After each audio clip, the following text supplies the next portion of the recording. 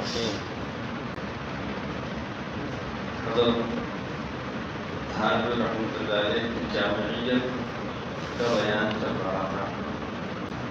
جس اللہ کے بندے پر اللہ تعالیٰ کی عظمت و کبریائی منتشر ہو جاتی ہے اور اہل دنیا اور ان کے مال و دولت سے وہ اپنی امید منقطع کر لیتا ہے اور بے طمع ہو جاتا ہے، اس کی نگاہ میں اہل حکومت اور اہل ثروت کی عظمت اور اس کے دل پر ان کا رعب نہیں رہتا، اور بعض اوقات بڑے بڑے اہل جاہ اور ارباب حکومت اس کو مور و مگس کی طرح معلوم ہوتے ہیں، چینی اور مکھی کی طرح معلوم ہوتے ہیں۔ ابتدائی عہد انگریزی میں حاکم ضلع کلیکٹر کی بھی جو حیثیت اور رعب داب تھا اس کو ابھی لوگ بھولے نہ بھولے۔ گورنر اور لیفٹیننٹ گورنر کی تو شان ہی اور تھی، لیکن اہل حقیقت اور اہل بصیرت کے یہاں ان خارجی و اضافی چیزوں، عہدوں اور حیثیتوں کی کوئی اہمیت نہ تھی، اور وہ ان سے معمولی انسان کا سا سلوک کرتے تھے۔ مولانا کی خدمت میں 2 مرتبہ صوبہ جات متحدہ آگرہ و اودھ کا لیفٹیننٹ گورنر حاضر ہوا، اور مولانا اس سے بے تکلفانہ بلکہ درویشانہ ملے۔ چنانچہ ایک حاضری کا حال حضرت مولانا اشرف علی صاحب تھانوی بیان کرتے ہیں۔ یہ بات چل رہی حضرت مولانا شیخ فضل الرحمن مراد آبادی کی، جن کو حضرات رحمۃ اللہ علیہ سے ندالت شخصیت خلائق پسند ایک دفعہ الرحمان صاحب سے یعنی اللہ کے پسندیدہ ہیں، آپ نے لوگوں سے فرمایا فرمائے بیٹھنے کا انتظام ہوگا۔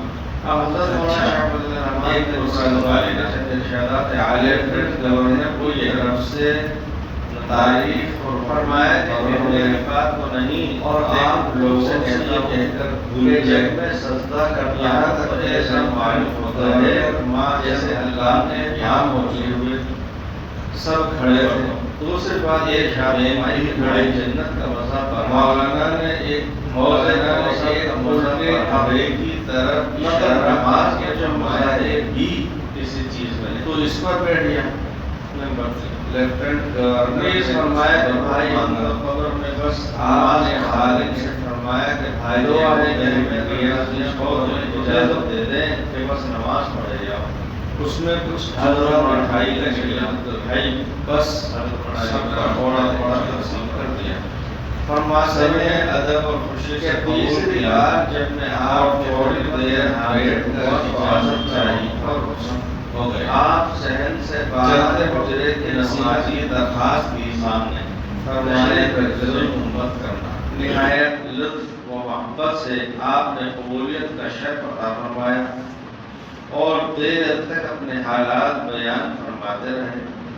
اسی گفتگو میں آپ نے یہ شعر پڑھا: دل ڈھونڈنا سینے میں میرے گل عجبی ہے، ایک ڈھیر ہے یا راکھ کا اور آگ دبی ہے۔ سبحان اللہ! یہ شعر اس قدر آپ کی فنائیت پر شاہد ہے۔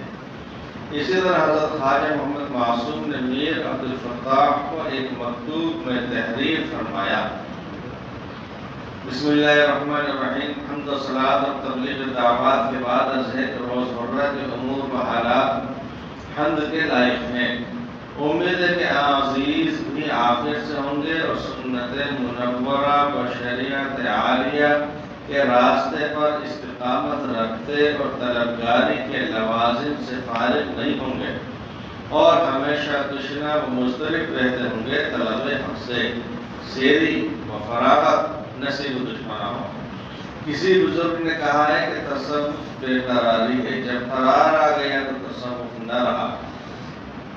مرید کو اس صفت کو ہونا چاہیے کہ حتی اذا ضاقت علیہم الارض بما رحبت وضاقت علیہم انفسهم وظنوا ان لا ملجأ من اللہ الا الیہ، یہاں تک کہ زمین اپنی فراخی کے باوجود ان پر تنگ ہو گئی اور وہ خود اپنی جان سے تنگ آ گئے اور انہوں نے سمجھ لیا کہ اللہ تعالیٰ کے غضب سے کہیں پناہ نہیں مل سکتی بجز اس کے کہ اسی کی طرف رجوع کیا جائے۔ جب طالب صادق اس صفت کا ہو جائے تو امید ہے کہ بخشش کا سمندر جوش میں آ جائے اور ثم تاب علیہم لیتوبوا، پھر اللہ تعالیٰ ان پر مہربان ہوا تاکہ وہ آئندہ بھی اس کی طرف رجوع رہا کریں کہ خوشخبری اس کی جان کے کان میں پہنچائے اور اس کو اس سے لے لے۔ تعجب ہے، سعادت مند جوان خواب خرگوش میں آرام پذیر ہیں اور لوازم طلب سے بیٹھ گئے ہیں اور بچوں کی طرح جواہر نفیسہ کے بجائے چند ٹھیکریوں کے ساتھ مشغول ہو گئے ہیں۔ کس بزرگ نے کیا ہی خوب فرمایا ہے، در جہاں شاہد وما فارغ در قدر جرعہ وما ہوشیار، دنیا میں معشوق موجود ہیں مگر ہم اس سے بالکل بے نیاز و آزاد ہو کر بیٹھے ہیں۔ اسی طرح جام میں شراب محبت موجود ہے اور ہم اس کو پی کر مست نہیں ہو جاتے۔ اب ہم حضرت خالد ماجد مکی کے چند احوال رفیعہ کے درج کرنے کی سعادت حاصل کر رہے ہیں۔ ایک مرد آپ نے ایک موقع پر فرمایا کہ لوگوں کی آمد و رفت اور ہجوم سے مجھے کوئی تکلیف نہیں، لوگوں کی آمد و رفت اور ہجوم سے مجھے کوئی تکلیف نہیں، اور اگر تکلیف بھی ہو تو کیا ہوا، طالبان حق کے لیے اس کو برداشت کرنا چاہیے، اور میرے پاس رکھا کیا ہے، کوئی دنیا کی دولت تو ہے نہیں، محض حسن زن سے لوگ میرے پاس آتے ہیں، سو میں خود اچھا نہیں ہوں، مگر ان لوگوں کے اچھا ہونے میں کوئی شبہ نہیں کہ خدا کی طلب میں قدم اٹھا کر مجھ تک آتے ہیں، اس لیے میں تو ان کے قدموں کی زیارت کو موجب نجات سمجھتا ہوں، اس لیے میں تو ان کے قدموں کی زیارت کو موجب نجات سمجھتا ہوں۔ حضرت حاجی ماجد مکی رحمۃ اللہ علیہ کی اس وقت شادی نہیں ہوتی جب یہاں ہند میں تھے اور مہمان وغیرہ آیا کرتے تھے، ان کی بھابھی صاحبہ کھانا بنایا کرتے تھے، مہمان آتے تھے تو ان کا بھی کھانا وہ بنایا کرتے تھے۔ ایک مرتبہ انہوں نے خود نے خواب میں زیارت کی، ان کو بشارت ہوئی، جناب رسالت علیہ السلام نے فرمایا کہ یہ جو امداد اللہ کے مہمان آتے ہیں جن کے لیے تم کھانا بناتی ہو وہ ہمارے مہمان ہیں، تو اس لیے میں تو ان کے قدموں کی زیارت کو موجب نجات سمجھتا ہوں۔ حضرت سلطان ابراہیم بن ادہم شروع میں جب ایک جماعت میں باقی عید کی کاندلا گئی، حضرت مولانا الیاس رحمۃ اللہ علیہ ہوئے تھے کاندلا میں، اب یہ ہوا کہ بھائی کو ٹھہرائے کہاں جائے، شروع کی بات تھی وہ، تو حضرت کے ایک وہاں پر قریب رشتہ دار تھے، بڑا مکان تھا، وہاں پر ٹھہرا دیا، اور وہاں پر یہ حضرت اب جامع کہاں، تو غسل خانے کے اندر گئے اور وہاں پر ایک ٹھیلی لگا کر کہہ رہے قضائے حاجت کے لیے، چونکہ دیہات کے اندر کھلے میں جانے کا رواج تھا ہی، اور آج کل جس طرح کے بنے ہوتے ہیں پھر تو کھڑا اس انداز سے اس کو ہوتے بھی نہیں تھے، تو وہاں کر کے آ گئے۔ حضرت مولانا الیاس رحمۃ اللہ علیہ کو معلوم ہوا، بنفس نفیس کو تشریف لے گئے اور اس کو صاف کیا۔ کسی نے پوچھا کہ کیا کر رہے ہیں، اور میں اپنوں کو بھگت رہا ہوں، لیکن یعنی آنے والوں کی زیارت کو، ان کی خدمت کو بھی موجب نجات سمجھا جا رہا ہے۔ حضرت سلطان ابراہیم بن ادہم رحمہ اللہ کے وضاحت کے مطابق کچھ اوقاف ہیں جن کی آمدنی کثیر ہے، اس کے متولی کا انتقال ہو گیا تھا، اور بعض مشائخ نے اس کو حضرت صاحب کے لیے اس لیے تجویز کیا کہ خود متولی بھی اپنے مصارف اس سے بطریق مباح لے سکتا ہے، اور حضرت صاحب کے پاس کوئی مستقل آمدنی نہیں ہے تو اس سے اطمینان کی صورت ہو جائے گی، اور حضرت صاحب کو وہاں رہنے کی ضرورت بھی نہیں تھی، کوئی نائب کام کرتا اور احکام یہاں سے پہنچتے رہتے۔ غرض یہ تجویز کر کے حضرت صاحب سے عرض کیا گیا تو آپ نے فی البدیہہ ارشاد فرمایا کہ اولاد میں ہونے کی خصوصیت سے جو میرے لیے تولیت تجویز کی گئی ہے تو حضرت سلطان نے تو سلطنت بلخ پر لات مار دی تھی۔ اگر میں اس دنیا کو اختیار کروں تو ان کی لائق اولاد خلف کب رہا، اور اس خدمت کے لیے خلف ہونا ضروری ہے، اور اگر خلف بننا چاہوں تو ان کا ابتدا کرنا ضروری ہے۔ سبحان اللہ، کیا توکل کا حال رفیع تھا۔ لہذا غور فرمائیے کہ جب ان اللہ کے ولیوں کی جامعیت کا یہ حال تھا تو پھر سید المرسلین صلی اللہ علیہ وآلہ وسلم کی جامعیت کا کیا پوچھنا۔ یہ خدام شریعت ہیں جو مانند پیغمبر ہیں، وہ دریا کیسا ہوگا جس کے یہ قطرے سمندر ہیں۔ اسی لیے نبی کریم صلی اللہ علیہ وسلم کو باوجود صدہا کلفتوں کے آپ کے تعلق اللہ حضور کامل و دائم میں کوئی فرق نہ پڑتا تھا۔ خود حضور اکرم صلی اللہ علیہ وسلم کا ارشاد ہے کہ لی مع اللہ وقت لا یسعنی فیہ ملک مقرب ولا نبی مرسل۔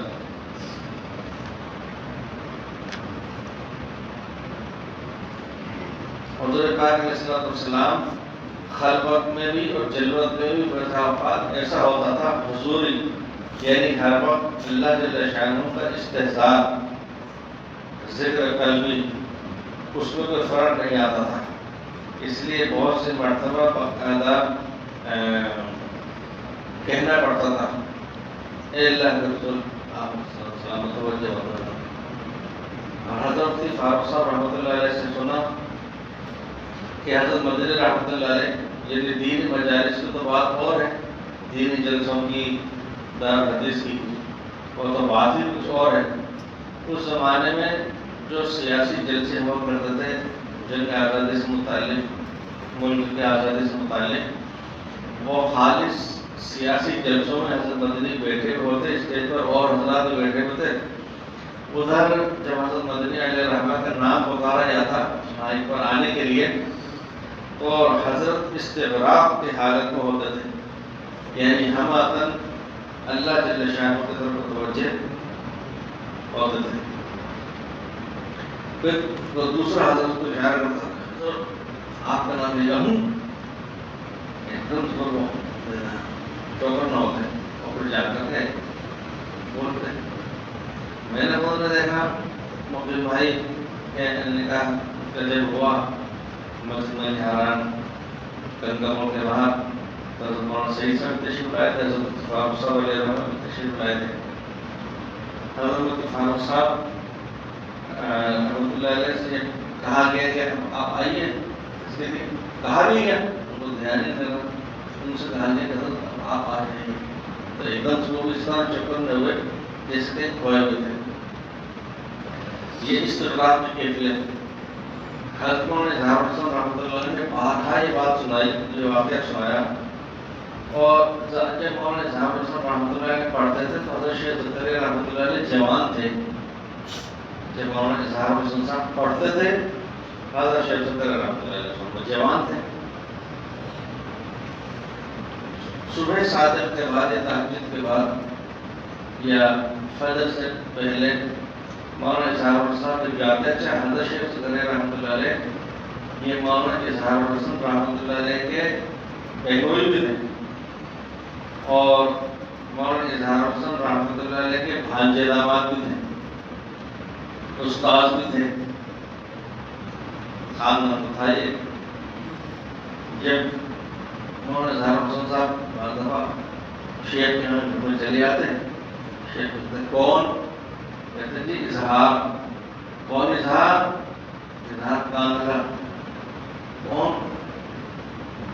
یعنی اس طرح اجنبیے سے گزرتے تو مولانا بتلایا کرتے تھے کہ وہ ایسا ہوا کرتا تھا صبح شادی سے پہلے کا تہجد کا کہ وہ خلوت کے اندر یاد الہی میں مصروف رہتے تھے، مراقبے میں استغراق کی کیفیت ایسے رہتی تھی کہ یہ یاد نہیں رہا کہ روز مرہ کے ملنے والا برادر نسبتی شاگرد رشید خاندان کا ان کی بہن گھر میں، لیکن اس وقت استغراق کی کیفیت رہتی تھی۔ اس کو یہ بتلا رہے ہیں کہ نبی پاک صلی اللہ علیہ وسلم باوجود صدہات الفتوں کے آپ کے تعلق معاملہ میں کوئی فرق نہیں آتا تھا۔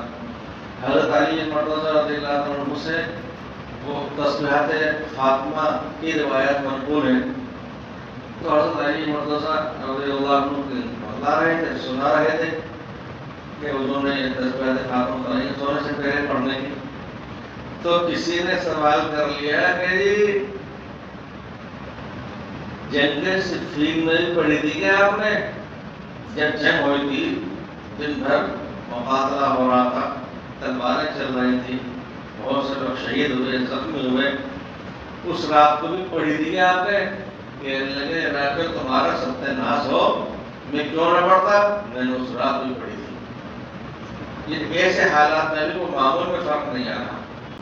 ایک بزرگ کے نام اس وقت میں ضرور ہو رہا ہے کہ وہ کن کا نام تھا، دارالعلوم دیوبند کے حدیث کے استاد تھے، ابھی ذہن میں آپ نہیں کہہ رہا، ان کی اہلیہ محترم کا انتقال ہو گیا، عصر کی نماز کے بعد تدفین ہوئی، آتے آتے مغرب کا وقت ہو گیا، اور مغرب کے بعد میں درس ہوا کرتا تھا، طلبہ ظاہر سبھی کی طبیعت پر اثر تھا کہ رفیقہ خیال چلے گئے، استاد سے مرتبہ کی استاد کی صاحبہ کی جدائی پر وہ ظاہر دن بھر تکان، اور ابھی مغرب پہلے تو آ کے پہنچے ہیں، طلبہ بہت سے نہیں پہنچے دارالحدیث میں کہ آج تو کیا سبق ہوگا، مغرب کے بعد کتاب لے کر کے دارالحدیث میں بیٹھ گئے پڑھانے، معمول پہ چھوڑے۔ چنانچہ مروی ہے کہ ایک مرتبہ حضرت عائشہ صدیقہ رضی اللہ عنہا حضور اکرم صلی اللہ علیہ وسلم کی خدمت عالیہ میں حاضر کی اجازت چاہیے، تو ارشاد فرمایا تم کون ہو؟ حضور پاک صلی اللہ علیہ وسلم سے حضرت عائشہ صدیقہ نے اجازت چاہیے، آپ نے فرمایا تم کون ہو؟ مجھے کہیں نے بتلایا کہ مفتی عبدالقیوم صاحب رائے پوری، ان کی صاحبزادی آتی ان کے پاس، ارے تو کون ہے؟ وہ نام لیتی تو میں سنا ہوں، کون کہاں سے آئی، ایسا جو کہتا تھا۔ تو حضرت عائشہ نے اجازت دی، تو آپ نے فرمایا کون ہو؟ تو عرض کیا کہ میں عائشہ ہوں۔ فرمایا عائشہ کون؟ عرض کیا ابو بکر کی بیٹی۔ فرمایا ابو بکر کون؟ عرض کیا ابو قحافہ کے بیٹے، لیکن آپ نے پہچان سکے۔ میں نے سنا ہے کہ ایک مرتبہ حضرت شیخ الاسلام مدنی علیہ رحمہ بنگال علیہ وسلم کے نظام الدین تشریف لائے ہوئے تھے، تنہا تھے، حضرت جی مولانا الیاس رحمۃ اللہ علیہ اچانک پہنچ گئے، حضرت بدری رحمۃ اللہ علیہ باہر پڑے تھے، بزرگ تھے ان کے بہت، حضرت شیخ الاسلام نے تنبیہ فرمائی، مولوی الیاس تمہیں معلوم نہیں ہے کہ کوئی وقت ایسے ہوا کرتے ہیں جب پوری برداشت نہیں ہوتی، یعنی جب تخلیے کے اندر کوئی سالک استغراق میں ہو، ذکر الہی کے اندر ہو، تو کسی اور کو اچانک نہیں جانا چاہیے، نوالوں کی حالت میں ہو۔ حضرت نے فرمایا حضرت میں بھول سے نہیں آیا، میں تو جان بوجھ کر گیا ہوں۔ پھر وہ بات آگے کی ہے کہ کیوں آئے کہ میں اس لیے آیا ہوں، پھر دعا کی۔ آپ کا یہ حال تھا کہ حضرت عائشہ صدیقہ جن کا ہر وقت ساتھ تھا مگر ان سے بھی قلب خالی تھا، جس کی وجہ سے ان کو پہچان نہ سکے۔ اس پر جملہ حالات کو قیاس کر لیا جائے کہ آپ کو کیسا کچھ حضور تعین حاصل تھا، یعنی ہر وقت اللہ جل شانہ کا دھیان، جس کا کوئی امتی تصور بھی نہیں کر سکتا۔ اس لیے کہ کوئی ولی ہو یا قطب و غوث، اس کو تو جو کچھ میسر ہوتا ہے وہ نبی کریم صلی اللہ علیہ وسلم کے فیض سے بطور وراثت حاصل ہوتا ہے، نہ کہ بطور اصالت کے۔ یعنی اصل وہ نہیں ہے، اس کو تو نبی پاک صلی اللہ علیہ وسلم کی وراثت میں ملا ہے، جیسا کہ اس بات کی تائید الموافقات کی مندرجہ ذیل عبارات سے ہے۔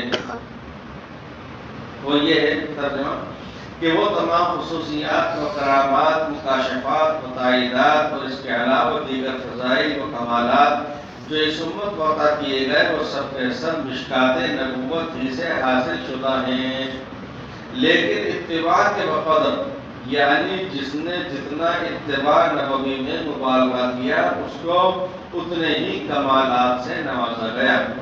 لہذا کوئی گمان کرنے والا یہ گمان نہ کرے کہ اس کو کوئی خیر بلا نبی کریم صلی اللہ علیہ وسلم کے واسطے ہی سے حاصل ہو گیا ہے۔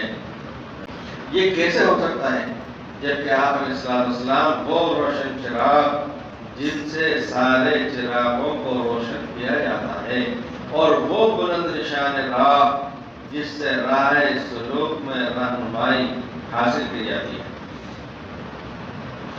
جب بندہ اپنے پروردگار کی کبریائی میں پڑ جاتا ہے تو اسے کوئی ایسا شخص نہیں ملتا جس سے اس کی دل بستگی ہو سکے۔ اب اولیاء کرام کے حال و مقام سمجھنے کے لیے دو شعر ملاحظہ فرمائیں۔ بچے مشغول کنم دیدہ و دل را کے مدان، دل ترا می طلبت دیدہ ترا می جوید۔ ترجمہ: عاشق بزبان حال کہتے ہیں کہ آخر کس شغل میں اپنے کو مشغول کر دوں، جبکہ دل آپ کے دیدار کا طالب اور آنکھ تجھے دیکھنے کے مشتاق ہیں۔ برکف جام شریعت برکف سندان عشق، ہر حوثنا کے ندانت جام سندہ وارتن۔ یعنی ان حضرات اولیاء کے ایک ہاتھ میں تو جام شریعت ہے اور دوسرے ہاتھ میں عشق محبت کا سندان ہے، بس ہر حریص شیشے کے جام نازک اور لوہے کے سندان عشق کے ساتھ کیسے کھیل سکتا ہے؟ دل سے دعا ہے کہ اللہ تعالیٰ اپنے فضل کرم سے ہم سب کو بھی سلف صالحین کی جامعیت سے مشرف فرمائے۔ اب اس کے آگے ہے حضرات صحابہ کی جامعیت۔ سبحان اللہ۔